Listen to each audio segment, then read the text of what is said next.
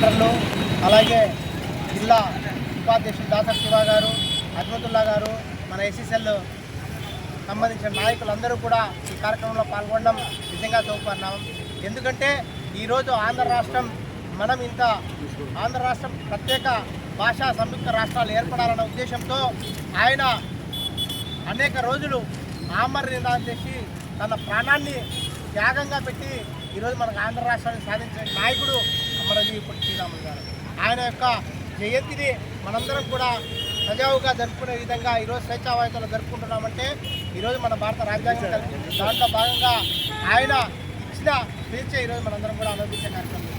కాబట్టి రాబో తరాలు కూడా నేను గుర్తుపెట్టుకోవాలనే ఉద్దేశంతోనే ఈ సర్కిల్లో మన దివంగత రాజశేఖర్ సార్ ఉన్నప్పుడు కూడా ఇది పొట్టి శ్రీరాములు విగ్రహం ఆధునీకరణ చేయడం జరిగింది.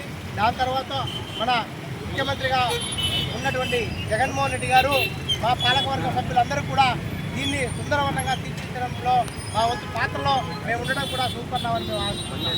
కాబట్టి రాబో తరాలందరూ కూడా పొట్టి శ్రీరాములు యొక్క జీవితాన్ని ఆయన చేసిన త్యాగాన్ని గుర్తుపెట్టుకునే విధంగా ప్రజలందరూ కూడా ఉండాలని చెప్పేసి కూడా